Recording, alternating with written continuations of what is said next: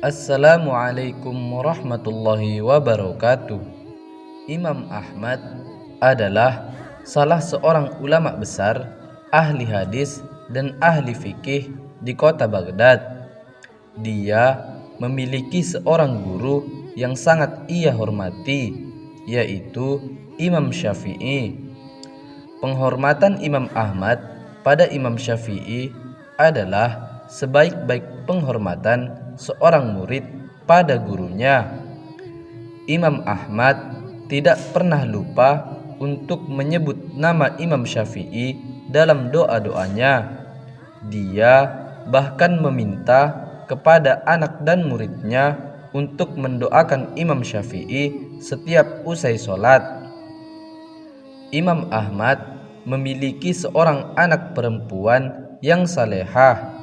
Seringkali Imam Ahmad menuturkan keutamaan, kezuhudan, ketakwaan, kecerdasan, dan kebaikan Imam Syafi'i. Hal ini membuat putrinya itu ingin sekali bertemu langsung dengan ulama yang sangat dikagumi ayahnya itu. Suatu kali Imam Ahmad mengundang Imam Syafi'i ke rumahnya. Imam Ahmad telah menyiapkan hidangan dan kamar khusus untuk gurunya itu. Imam Syafi'i sampai di rumah Imam Ahmad setelah sholat Isya. Begitu sampai, Imam Syafi'i langsung diajak makan oleh Imam Ahmad untuk makan malam. Imam Syafi'i makan dengan tenang dan lahap.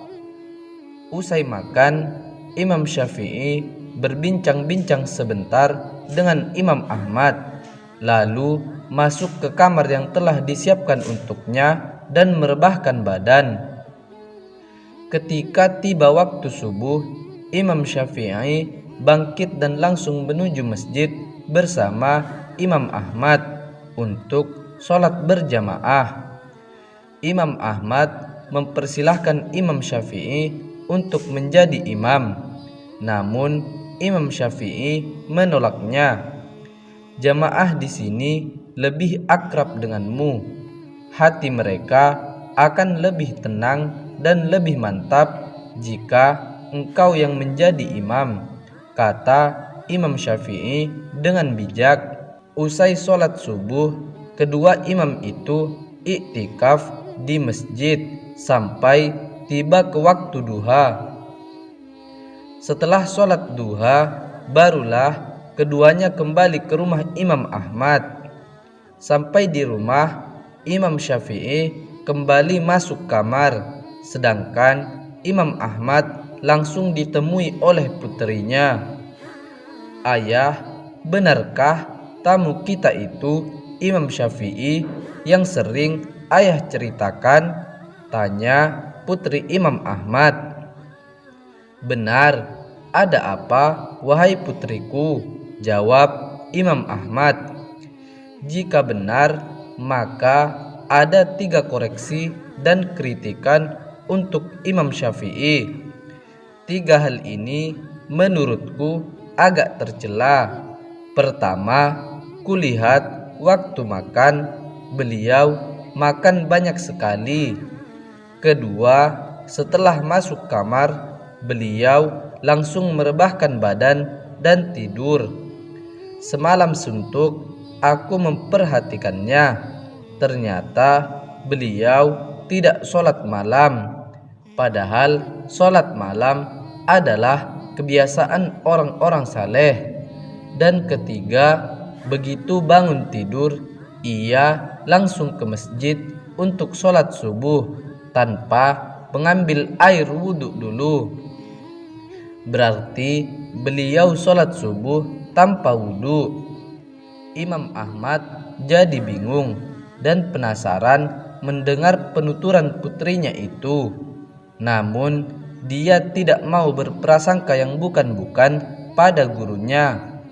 Saat itu juga Imam Ahmad menemui Imam Syafi'i untuk meminta penjelasan atas apa yang diamati putrinya. Mendengar hal itu, Imam Syafi'i tersenyum dan menjelaskan, "Ahmad, memang benar aku makan banyak dan itu ada alasannya. Aku tahu makanan yang engkau hidangkan itu adalah halal. Aku juga tahu engkau adalah orang yang pemurah dan dermawan. Maka aku makan sebanyak-banyaknya, sebab makanan yang halal itu banyak berkahnya. Dan memakan makanan orang yang pemurah adalah obat.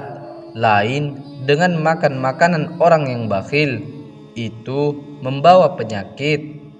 Aku makan banyak karena berharap mendapat berkah yang banyak, juga berharap mendapat obat.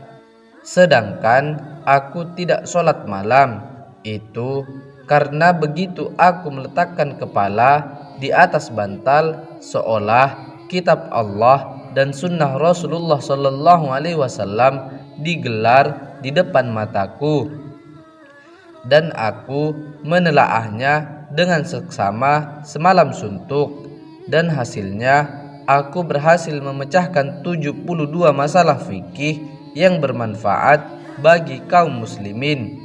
Karena itu aku tidak sempat untuk sholat malam, dan aku sholat subuh tanpa berwudu sama sekali, sebab aku masih suci. Aku tidak memejamkan mata sedikit pun. Aku masih punya wudu sejak sholat isya. Maka aku sholat dengan kalian tanpa perlu mengulang wudu."